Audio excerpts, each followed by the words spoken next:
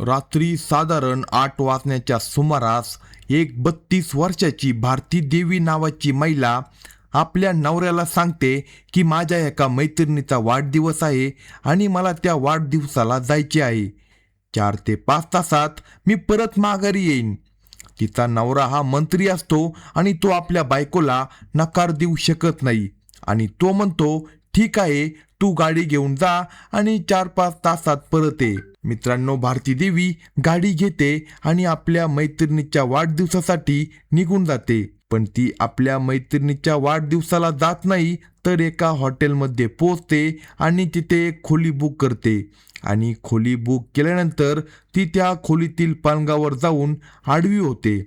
त्यानंतर ती आपल्या नोकर साहिलला फोन करते आणि त्याला सांगते की 10 मिनिटाच्या आत तू अमुक ठिकाणी असलेल्या एका हॉटेलमध्ये ये. तिथे खोली क्रमांक हा आहे आणि त्या खोलीत मी तुझी वाट पाहत आहे. साहिल जो असतो तो 10 मिनिटांच्या आत त्या हॉटेलमध्ये पोहोचतो. खोलीच्या दरवाजावर तो टकटक करतो. आता भारती देवी आतून दरवाजा उघडते तेव्हा तिचा नोकर साहिल आपल्या मालकिनीला पाहून चकित होतो, कारण तिच्या अंगावर फक्त 2च कपडे होते. आता भारती देवी आपल्या नोकराचा हात धरते आणि त्याला आतमध्ये घेऊन जाते. तिथे गेल्यावर तिच्या अंगावर उरलेले कपडेही ती काढू लागते आणि त्यानंतर दोघांमध्ये जे काही घडते ते खरोखरच आश्चर्यचकित करणारं होतं. ही घटना मोठी विचित्र आणि रहस्यमय आहे. मित्रांनो, या घटनेच्या शेवटी जे काही घडलं ते अत्यंत भयानक होतं. जेव्हा तुम्ही ही घटना पूर्ण ऐकाल तेव्हा तुम्हाला देखील विश्वास बसणार नाही, म्हणून शेवटपर्यंत नक्की पाहत राहा. आणि जर तुम्ही चॅनलवर नवीन असाल तर कलम 302 या मराठी चॅनलला लगेच सबस्क्राईब करा. या घटनेची सुरुवात होते मध्य प्रदेशमधील भोपाळ शहरातून आणि या शहराच्या अंतर्गत मनोहा नावाचे गाव आहे. ही घटना याच गावातील आहे. तिथे 50 वर्षाचा एक मंत्री राहत होतो ज्याचे नाव हरकेश होते. तो पूर्वी मंत्रिपदावर होता आणि आजच्या काळात तो आपल्या घरी एकटाच राहत होता. जेव्हा तो मंत्रिपदावर होता तेव्हा त्याने खूप पैसा कमावला होता, खूप मालमत्ता कमावली होती आणि खूप मान सन्मान देखील त्याने कमावला होता. हरकेशला 2 मुले होती. दोघेही तरुण होते आणि दोघांचेही लग्न झाले होते, पण ते आपल्या बायकोसोबत कॅनडामध्ये स्थायिक झाले होते. हरकेशची बायको नव्हती, कारण 5 वर्षापूर्वी आजारामुळे तिचे निधन झाले होते. हरकेश आपल्या घरी एकटाच राहत होता. त्याला आता एकटेपणा खूप जाणू लागला होता. त्याच्या आतल्या गरजा पूर्ण होत नव्हत्या. आता तो या गरजा कशा पूर्ण कराव्या याचा विचार करत होता.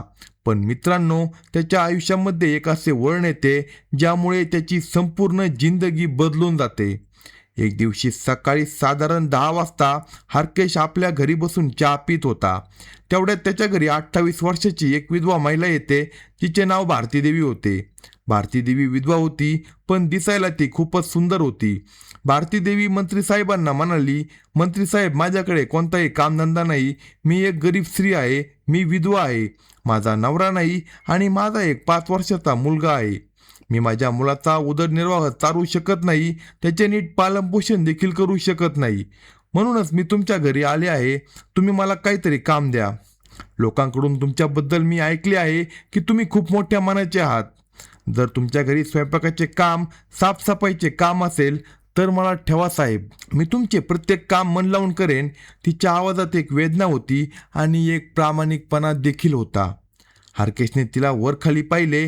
ती गरीब होती, मजबूर होती, पण दिसायला अतिशय सुंदर होती. तिच्या डोळ्यात एक आकर्षण होतं. हरकेशचे मन पिघळलं. त्याला तिच्यामध्ये स्वतःच्या गरजेचे उत्तर दिसले. घरात कुणी असेल तर त्यांचा एकटेपणाही कमी होईल आणि या बिचारीचे भले देखील होईल. ठीक आहे, हरकेशने एक खोल श्वास घेत म्हटले, तू उद्यापासून कामावर येऊ शकते. घराची साफसफाई आणि स्वयंपाकाचं काम तुला करावं लागेल. पगार तू सांग. भारतीच्या डोळ्यात आनंदाने अश्रू आले. तिने ताबडतोब हरकेशच्या पायांना स्पर्श केला. साहेब, तुम्ही माझ्यासाठी देव आहात. पगार तुम्ही जो काही द्याल तो मला मान्य आहे. त्या दिवसापासून भारती रोज सकाळी 9 वाजता यायची आणि संध्याकाळी 5 वाजेपर्यंत घरातील सर्व काम आटपून जायची. तिच्या येण्याने घरात पुन्हा चैतन्य आले होते. आता घरातून सकाळ संध्याकाळ ताज्या जेवणाचा सुगंध येत होता. प्रत्येक वस्तू आपल्या जागेवर स्वच्छ आणि नीटनेटकी मिळत होती. भारती खूप मेहनती होती आणि त्याहून जास्त ती समजूतदार देखील होती. ती हरकतच्या प्रत्येक छोट्या मोठ्या गरजेची काळजी घेत होती. कधी त्यांना चहा हवा, कधी औषध घ्यायचे, कोणते कपडे घालायचे, हे सर्व ती न सांगताही समजत होती. हरकेश आता भारतीच्या हातचे बनवलेले जेवण खात आणि तिच्या गप्पा ऐकत असायचा. ती अनेकदा आपल्या मुलाबद्दल सांगत होती, आपल्या गरिबीबद्दल रडत असायची. हरकेश मात्र तिला धीर देत असायचा. हळूहळू त्यांच्यामध्ये एक अनोखे नाते निर्माण होऊ लागले होते. हरकेशला तिच्या उपस्थितीची आता सवयच झाली होती. ज्या दिवशी ती यायची नाही त्या दिवशी त्याला बेचैनी वाटू लागायची. तो तिच्या साधेपणावर आणि सेवेवर पूर्णपणे फिदा झाला होता. साधारण 2 महिने उलटले. या 2 महिन्यात भारतीने हरकेशचे मन जिंकले होते. ती आता फक्त एक नोकरानी राहिली नव्हती, तर त्या घराची गरज बनली होती. एका संध्याकाळी जेव्हा भारती काम संपून जाण्यासाठी निघाली, तेव्हा हरकेशने तिला थांबवले. भारती, बस, तुझ्यासोबत मला काहीतरी बोलायचे आहे. भारती घाबरत सोफ्याच्या कोपऱ्यावर बसली. हरकेश तिच्या समोरील खुर्चीवर बसला आणि म्हणाला, भारती, तू या घरात आल्यापासून हे घर पुन्हा घरासारखे वाटू लागले आहे. तू माझी खूप सेवा केली आहे आणि मी तुझ्या सेवेवर खूप खुश आहे. मी एक गोष्ट सांगू इच्छितो, चुकीचे समजू नको. भारती शांतपणे नजर खाली घालून ऐकत राहिली. पहा, तू एकटी आहे आणि मी देखील एकटा आहे. तुझी एक जिंदगी आहे, गरजा आहे, माझ्या देखील आहे. मी इच्छितो तू माझ्यासोबत लग्न कर. तू या घराची मालकीण बनून राहा. माझी जी काही मालमत्ता आहे ती सर्व तुझी असेल. आपण दोघे एकमेकांचा आधार बनू आणि उरलेले आयुष्य चांगले जगू. भारतीने हे ऐकताच तिच्या कानांवर विश्वास बसला नाही. तिच्या डोळ्यांसमोर क्षणात तिची सगळी गरिबी आणि अडचणी नाहीशा होताना दिसू लागल्या. मंत्री साहेब, इतका पैसा, इतके मोठे घर, गाडी, नोकर चाकर, हे तर तिने स्वप्नातही विचार केला नव्हता. तिला हरकेशचे वय किंवा त्याचे वृद्ध शरीर याच्यासोबत काही देखील देणे घेणे नव्हते. तिला फक्त एक उज्ज्वल भविष्य दिसत होतं.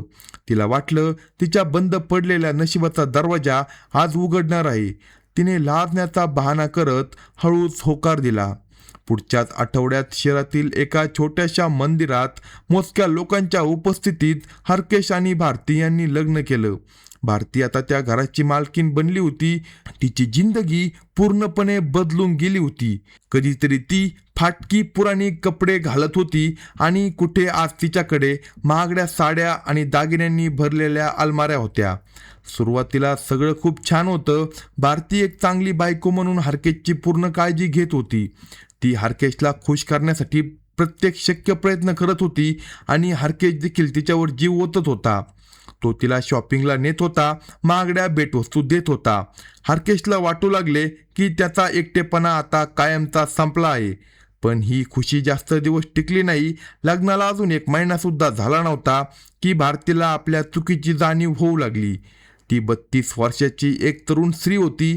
तिच्या मनात हजारो इच्छा, स्वप्ने आणि आकांक्षा होत्या आणि तिचा नवरा 55 वर्षाचा एक वृद्ध पुरुष होता. हरकेश तिला सर्व सुखसोयी देऊ शकत होता, पण तो आनंद देऊ शकत नव्हता. त्याची अपेक्षा एका तरुण स्त्रीला आपल्या नवऱ्याकडून असते. रात्रीच्या अंधारात भारतीला आपली तरुणाई आणि सौंदर्य त्या वृद्ध शरीरासोबत वाया जात असल्यासारखे वाटू लागले होते. ती मनातच आता कुचंबना करू लागली. काय विचार केला होता आणि काय झाले? पैसा तर खूप आहे, पण या पैशाचं काय करायचं जेव्हा आपल्या मनाला शांती नाही? हा माणूस मला तो आनंद देऊ शकत नाही जो मला हवा आहे. माझे संपूर्ण आयुष्य याच्यासोबत असेच जाणार का? तिच्या मनातील असंतोष आता हळूहळू वाढू लागला होता. ती आता अशा रस्त्याच्या शोधात होती जिथे तिला पैसा आणि तिच्या अपूर्ण इच्छा दोन्ही पूर्ण होणार होत्या. असेच काही दिवस गेले. एका दुपारी हरकेश आणि भारती लॉनमध्ये बसून चहा पित होते. तेवढ्यात गेटमधून एक मुलगा आत आला. त्याचे वय साधारण 24 ते 25 वर्षे होते.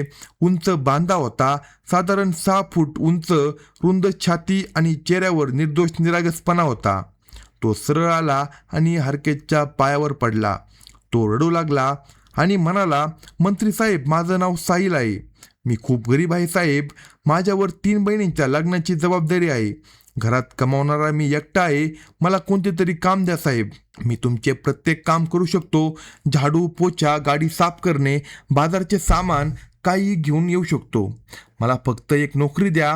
हार्केशला त्याच्यावर दया आली, पण घरात आधीच काम करणारे लोक होते. ते म्हणाले, बाळा, आमच्या घरी सध्या कुठल्याही कामाची गरज नाही, तू दुसरीकडे प्रयत्न कर. हार्केशने नकार दिला, पण भारतीची नजर साहिलवरच खिळली होती. त्याच्या तरुण आणि रुबाबदार शरीराकडे पाहून भारतीच्या मनात एक विचित्रच लहर उठली होती.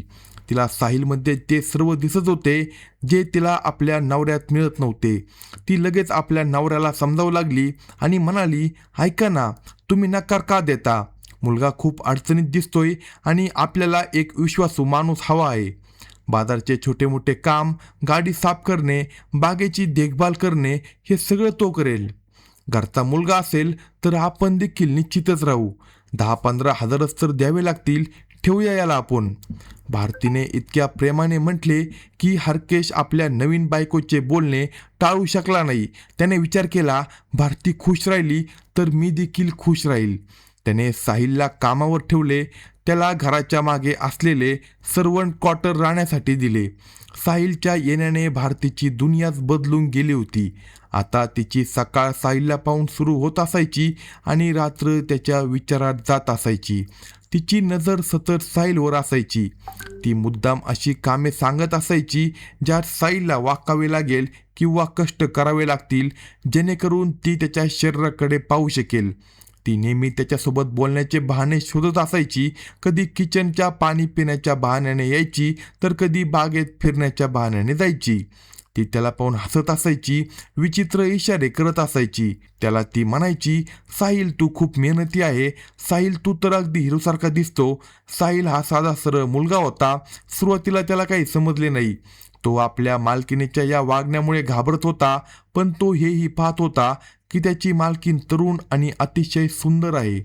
हळूहळू तोही भारतीकडे आकर्षित होऊ लागला. मालकिनीचा सुंदर चेहरा, तिथं प्रेमानं बोलणं त्यालाही आता आवडू लागलं होतं. तो जाणून होता की हे चुकीचं आहे, पण गरिबी आणि तरुणाई माणसाला अनेकदा चुकीच्या मार्गावरच घेऊन जाते. भारतीची दुनिया बाहेरून जितकी चमकदार आणि भव्य दिसत होती, तितकीच आतून ती रिकामी आणि उजाड होती. हार्केश तिचा नवरा असा होता ज्याला आपल्या मौल्यवान रत्नावर प्रेम होतं, पण त्या संगमोरी बाहुलीची त्याला कदर नव्हती जी त्याच्या घराला सजवत होती. लग्नाला अनेक वर्ष झाली होती, पण भारतीसाठी हार्केशचा स्पर्श नेहमी एक औपचारिकता यापेक्षा अधिक कधी नव्हता. ती बायको होती, पण प्रेमिका होण्याचा अनुभव तिच्यासाठी एक न स्पर्शवलेलं स्वप्न होतं. तिचं मन प्रेमाचे 2 शब्द ऐकण्यासाठी आसुसलेलं होतं. एका अशा आलिंगनासाठी ती तळमळत होती ज्यात फक्त अधिकार नसून आपलेपणा असेल. तिचं आलिशान घर ते एखाद्या महालापेक्षा कमी नव्हतं, जे तिच्यासाठी आता सोन्याचा पिंजरा बनलं होतं. दिवस नोकर चाकरांच्या गर्दीत निघून जात होता, पण रात्री एखाद्या शिक्षेसारख्या लांब आणि एकाकी असायच्या. ती अनेकदा खिडकीजवळ बसून तासनतास आकाशातील चंद्राकडे पाहत असायची आणि विचार करायची की तिच्या आयुष्यात देखील कधी प्रेमाची चांदणी फुलेल का. यात ओसाडपणात ताज्या वाऱ्याच्या झुळकीसारखा साहिल आला होता. तो फक्त एक नोकर नव्हता, त्याच्या डोळ्यामध्ये एक वेगळंच आकर्षण होतं. एक निरागसपणा होता जो भारतीला तिच्याकडे खेचत होता. तो जवळ असला की भारतीला स्वतःच्या आत एक हरवलेली धडधड जाणवत होती. ती मुद्दाम त्याला छोट्या छोट्या कामासाठी बोलवत असायची, फक्त त्याचा आवाज ऐकण्यासाठी, त्याची एक झलक पाहण्यासाठी. कधी पडदा ठीक करण्याच्या बहाण्याने तर कधी पाणी आणण्याच्या बहाण्याने तिची नजर साहिलला शोधत असायची. साहिलही आपल्या मालकिनीच्या या बदललेल्या वागण्यापासून अन्य भिन्न नव्हता. तो तिच्या डोळ्यात आपल्यासाठी एक वेगळी चमक पाहत होता, एक असा भाव ज्याला तो नाव देऊ शकत नव्हता, पण तो मात्र त्याला जाणवत होता. भारतीचा उदास चेहरा, तिचे दुःखी डोळे आणि तिची न बोललेली तडफड साहिलच्या मनात देखील एक बेचैनी निर्माण करत होती. तो आपली अवकाश जाणत होता. जमीन आणि आकाशातील फरक त्याला आपल्या मर्यादेची जाणीव करून देत होता. तरीही त्याच्या मनाच्या एका कोपऱ्यात एक छोटीशी आशा अंकुरत होती. भारती, मला एका महत्त्वाच्या मीटिंगसाठी 5 दिवसासाठी दिल्लीला जावं लागणार आहे. उद्या सकाळीच निघावं लागेल. तू स्वतःची आणि घराची काळजी घे. नवरा हरकेशचे हे शब्द भारतीच्या कानात एखाद्या संगीतासारखे घुमले. क्षणभर तर तिला विश्वासच बसला नाही. 5 दिवस, पूर्ण 5 दिवस, कुठलीही बंधने नाही, कुणाची नजर नाही. हा विचारच तिच्या अंगावर शहारे आणणारा होता. तिच्या मनात आशा आणि उत्साहाचे फुलबाजे फुटू लागले. पण तिने अतिशय हुशारीने आपल्या चेहऱ्यावर खोट्या उदासीचा मुखवटा चढवला.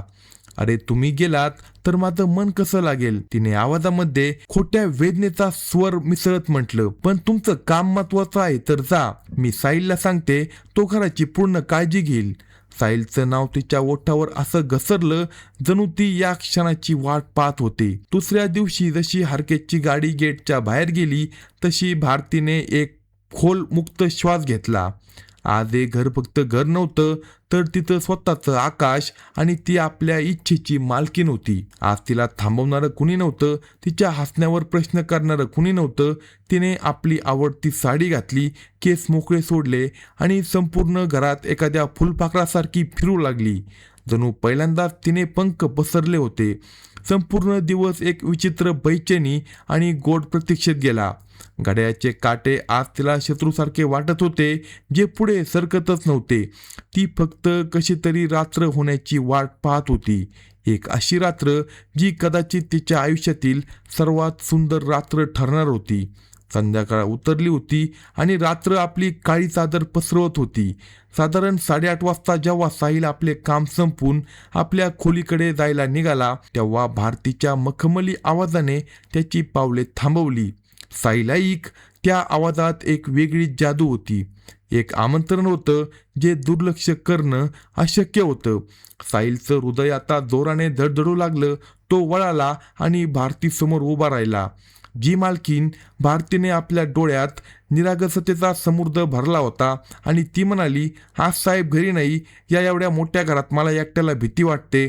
तू असं कर, आज इथेच बाहेरच्या खोलीत झोप. साहिल दगडाचा पुतळा नव्हता. तो आपल्या मालकिनीच्या डोळ्यात दडलेलं खरं हेतू साफ वाचू शकत होता. तो पाहू शकत होता की भीतीचा बहाणा फक्त एक पडदा होता. त्याच्या मागे वर्षानुवर्ष दडलेल्या इच्छा आणि एकाकीपणाच्या स्त्रीची तडफड लपली होती. क्षणभर त्याच्या मनात भीती आली, पण पुढच्या क्षणी त्याच्या मनात दगदगत असलेल्या आकर्षणाने त्या भीतीवर वर्चस्व मिळालं. त्याने काही बोललं नाही, फक्त हलकेच मान हलवून संमती दिली. रात्री 10 वाजता जेव्हा घरातील सर्व नोकर झोपले होते आणि चारही बाजूने गंभीर शांतता पसरली होती, तेव्हा भारतीच्या खोलीचा दरवाजा हलका उघडला. तिने साहिलला आपल्याजवळ बोलवलं. साहिलचा प्रत्येक पाऊल त्याला एखाद्या स्वप्नाच्या दुनियेत घेऊन जात होती. त्याने दरवाजा उघडून आत पाऊल टाकले आणि एका क्षणासाठी त्याचा श्वास थांबला. समोरचं दृश्य त्याच्या कल्पने पलीकडचं होतं. भारती एक नाजूक रेशमी नाईटीमध्ये उभी होती, जी तिच्या सुंदर देहाच्या प्रत्येक वळणाला स्पष्ट दाखवत होती. खोलीत हलकी निसर प्रकाश पसरलेला होता, जो वातावरणाला अजूनही मोहक बनवत होता. हवेत अत्तराचा नशा चढवणारा सुगंध दरवळत होता. आज भारती मालकिनीसारखी नव्हती दिसत, तर जणू स्वर्गातून उतरलेली अप्सराच वाटत होती. इतकं सुंदर, इतकं परिपूर्ण सौंदर्य साहिलनं आपल्या आयुष्यात कधी पाहिलं नव्हतं. भारतीच्या ओठांवर एक मोहक हास्य उमटलं होतं. ती हळूहळू चालत साहिलजवळ आली आणि काही न बोलता त्याचा थरथरणारा हात आपल्या हातात घेतला. भारतीचा स्पर्श जणू विजेचा झटका असल्यासारखा साहिलच्या संपूर्ण शरीरातून पसरला. कशाला घाबरतो साहिल? भारतीचा आवाज जणू गोड कानगोष्टीसारखा होता. मी तुझी मालकीन आहे. तुझ्या प्रत्येक गरजेची काळजी घेणे माझे कर्तव्य आहे. मालकीन आणि कर्तव्य हे शब्द या वातावरणात अर्थहीन वाटत होते. भारतीचा नशेतला आवाज, तिच्या शरीराची ऊब आणि तिच्या डोळ्यात तरंगणारे प्रेम यांनी साहिलची सगळी भीती आणि संकोच क्षणात नाहीसं केलं. त्याने धैर्य एकटवून तिच्या डोळ्यात पाहिलं. आज त्या डोळ्यात आज्ञा नव्हती, तर एक खोल तहान होती, एक प्रतीक्षा होती. भारतीने त्याला ओढत पालघाजवळ नेलं. त्या रात्री त्या बंद खोलीत 2 अतृप्त आत्मा आणि 2 ताणलेले देह एक झाले. ते फक्त वासनेची ज्वाला नव्हती, तर एकमेकात स्वतःला शोधण्याचा प्रयत्न होता. भारतीने आपल्या वर्षानुवर्षाच्या अपूर्ण इच्छांचा, एकटेपणाचा आणि न ऐकले गेलेल्या हुंदक्यांचा उत्तर साहिलच्या तरुणाईत आणि त्याच्या जुनूनमध्ये शोधलं होतं. साहिलने आपली गरिबी, आपली मजबुरी आणि जगाने दिलेले सर्व घाव त्या श्रीमंत स्त्रीच्या प्रेमळ मिठीत विसरले. त्याच्या देहाचा मिलाप फक्त शारीरिक क्रिया नव्हत्या, तर दोन आत्मांचा संवाद होता. प्रत्येक स्पर्श, प्रत्येक चुंबन एक न बोललेली कथा सांगत होते. ते एकमेकात असे हरवले की वेळेचे भानच राहिले नाही. त्या रात्री त्या खोलीच्या भिंती दोन हृदयांच्या मिलनाच्या साक्षीदार बनल्या होत्या. असे एक मिलन ज्याला समाज पाप म्हणतो, पण त्यांच्या दृष्टीने ते आयुष्यातील सर्वात पवित्र आणि सुंदर अनुभव होता. पुढचे 4 दिवस त्यांच्यासाठी एखाद्या सुंदर स्वप्नापेक्षा कमी नव्हते. त्यांचे नाते एक विचित्र दुहेरी जीवन जगत होते. दिवसाच्या उजेडात जगाच्या नजरेसमोर ते मालक आणि नोकर ही भूमिका निभावत होते. भारती त्याला साहिल म्हणून बोलावत असायची आणि तो जी मालकीन असं म्हणायचा आणि मान खाली घालायचा. पण जशी रात्र व्हायची तसेच सर्व भिंती, पडदे कोसळून जायचे आणि ते फक्त भारती आणि साहिल एकमेकांच्या मिठीत असायचे. दोन असे प्रेमी ज्यांना जगाची काही पर्वा नव्हती. त्यांनी या घराच्या प्रत्येक कोपऱ्याला आपल्या प्रेमाच्या आठवणींनी सजवले होते. कधी ते स्विमिंग पूलच्या काठावर बसून तासनतास गप्पा मारायचे. आपली स्वप्ने, आपले आनंद दुःख एकमेकांसोबत वाटून घ्यायचे. भारतीने त्याला आपल्या बालपणाबद्दल, अपूर्ण इच्छांबद्दल सांगितले. साहिलनेही आपल्या गावाबद्दल, आपल्या कुटुंबाबद्दल आणि आपल्या गरिबीच्या कथा तिला सांगितल्या. त्यांच्या गप्पा फक्त गप्पा नव्हत्या, त्या एकमेकांच्या आत्म्याला स्पर्श करणाऱ्या होत्या. एका रात्री छतावर थंड वाऱ्यात भारतीने आपले डोके साहिलच्या खांद्यावर टेकवले आणि विचारले, साहिल, तू माझ्यावर खरं प्रेम करतो की मी तुझी मालकीन आहे आणि खूप श्रीमंत आहे म्हणून प्रेम करतो? साहिलने हसत तिच्या कपाळावर चुंबन घेतले आणि म्हणाला, मॅडम, मी तुमच्या डोळ्यात पाहतो तेव्हा मला तुमची संपत्ती दिसत नाही, तर मला तुमचा एकटेपणा दिसतो. मला तुमच्यावर नाही, तर तुमच्या त्या उदासीपणावर प्रेम झाले आहे, जी मी कायमची दूर करू इच्छितो. हे ऐकून भारतीच्या डोळ्यात अश्रू आले. ते अश्रू आनंदाचे होते. या जाणीवेचे अश्रू की कुणी आहे जो तिच्या शरीराला नव्हे तर तिच्या आत्म्याला समजतो. त्या 5 दिवसांमध्ये त्यांनी फक्त शारीरिक नाते निर्माण केले नाही, तर एक भावनिक बंधन देखील तयार केले, जे कोणत्याही सामाजिक नात्यापेक्षा खूप खोल आणि खरे होते. ते एकत्र स्वयंपाक करायचे, चित्रपट पाहत आणि मुलांसारखे घरात एकमेकांच्या मागे पळायचे. ते विसरून गेले होते की हे नाते किती पोकळ आणि धोकादायक आहे. ते फक्त तो क्षण जगू इच्छित होते. त्या स्वर्गीय क्षणांना आपल्या श्वासामध्ये त्यांना भरून घ्यायचं होतं. हे 5 दिवस त्यांच्या आयुष्यातील सुवर्ण अध्याय होते, जे ते कधीच विसरू शकणार नव्हते. पण ते दोघेही या गोष्टीपासून अन्य भिन्न नव्हते की या सुंदर स्वप्नांचा शेवट खूप जवळ आला आहे. 5 दिवसानंतर हरकेश घरी परतला. त्याने पाहिले की भारती आधीपेक्षा जास्त आनंदी आणि फुललेली दिसत होती. त्याला वाटले की हा त्याच्या प्रेमाचा परिणाम आहे. तो आपल्या बायकोला पाहून आनंदी झाला आणि स्वतः देखील आनंदी झाला. पण आता भारतीसाठी प्रत्येक दिवस काढणे कठीण झाले होते. हरकेश घरी असल्यामुळे तिला साहिलला भेटण्याची संधी मिळत नव्हती. तिची बेचैनी वाढू लागली. ती साहिलसाठी तडफडत होती. तिने ठरवले की आता ती अजून वाट पाहू शकत नाही. तिला काहीतरी करावेच लागणार होते. एका रात्री साधारण 8 वाजता तिने आपल्या नवऱ्याला सांगितले, ऐका, माझ्या एका खूप खास मैत्रिणीचा वाढदिवस आहे, मला तिथे जावे लागेल. जास्त उशीर होणार नाही, 3-4 तासात मी परत येईन. हरकेश आपल्या बायकोला नकार देऊ शकला नाही. तो म्हणाला, ठीक आहे, पण काळजी घे आणि लवकर घरी ये. भारती तयार झाली. तिने आपली गाडी बाहेर काढली आणि ती घराबाहेर निघून गेली. पण ती आपल्या मैत्रिणीच्या घरी गेली नाही. ती थेट शहरातील एका ओळखल्या जाणाऱ्या हॉटेलमध्ये पोहोचली. त्या हॉटेलचा मालक जयदेव होता, जो हरकेशचा खूप जुना आणि ओळखीचा मित्र होता. भारतीने काउंटरवर जाऊन एक खोली बुक केली. जयदेवने तिला ओळखले की ही तर मंत्रीसाहेबांची नवी बायको आहे. पण त्याने काही बोलला नाही. भारती खोलीत गेली आणि लगेच साहिलला फोन केला. साहिल, मी तुला एक पत्ता पाठवत आहे. हॉटेल ब्ल्यू मून, खोली क्रमांक 302, 10 मिनिटात इथे पोहोच. मी तुझी वाट पाहत बसले आहे. साहिलही तडफडत होता. फोन येताच त्याने गाडी घेतली आणि तो लगेच हॉटेलमध्ये पोहोचला. तो थेट खोलीत गेला. आतले दृश्य पहिल्या रात्रीसारखे होते. भारती त्याची वाट पाहत होती आणि पुन्हा दोघांमध्ये तोच पापाचा खेळ सुरू झाला. ते दोघे आपल्या दुनियेत इतके हरवले होते की येणाऱ्या वादळाचा त्यांना अंदाजच नव्हता. तिकडे हॉटेलचा मालक जयदेव बेचैन झाला होता. तो हरकेशचा खूप आदर करत होता. त्याने जेव्हा मंत्री साहेबाची बायको एका तरुण मुलासोबत खोलीत जाताना पाहिले तेव्हा त्याला काहीतरी संशय आला. त्याच्या मनात चुटपूट लागली होती. बराच विचार केल्यानंतर त्याने हरकेशच्या नंबरवर फोन लावला. हॅलो मंत्री साहेब, मी जयदेव बोलतोय, हॉटेल ब्ल्यू मूनमधून. हो जयदेव, सांग, सगळं ठीक आहे ना? हरकेशने त्याला विचारलं. साहेब, एक खूप विचित्र गोष्ट आहे. माहीत नाही मला तुम्हाला सांगायला पाहिजे की नाही सांगायला पाहिजे. तुमची बायको भारती सध्या माझ्या हॉटेलमध्ये आहे आणि तिच्यासोबत एक तरुण मुलगा देखील आहे. ते दोघे खोली क्रमांक 302 मध्ये आहे. हे ऐकताच हरकेशच्या पायाखालची जमीन सरकली. त्याच्या कानात जणू कुणीतरी वितळलेलं शिसं ओतलं होतं. त्याचा रक्तदाब उसळला. काय फालतू बोलतोस तू? तू काहीतरी गैरसमज झालाय का? नाही साहेब, मी माझ्या डोळ्यांनी पाहून बोलतो आहे. तुम्ही हवं तर स्वतः इथं येऊन पहा. हरकेशच्या पायाखालची जमीन हादरली होती. त्याने फोन कट केला, गाडीची चावी घेतली आणि वादळासारखा तो हॉटेलकडे निघाला. त्याच्या डोळ्यात फक्त एकच शब्द घुमत होता, तो म्हणजे विश्वासघात. तो हॉटेलमध्ये पोहोचला. जयदेव त्याची वाटच पाहत होता. हरकेशने त्याला सोबत घेतले आणि थेट खोली क्रमांक 302च्या दरवाजासमोर ते पोहोचले. त्याने दरवाजा ठोठवला नाही तर पूर्ण ताकदीने लाथ मारली. दरवाजा धाडकन उघडला. आतले दृश्य पाहून हरकेशच्या पायाखालची जमीन सरकली. त्याची बायको भारती त्याच्या स्वतःच्या नोकर साहिलसोबत पलंगावर भोंगळ्या अवस्थेत पडली होती. दोघेही त्यांना पाहून असे दचकले जणू त्यांनी एखादे भूत पाहिले आहे.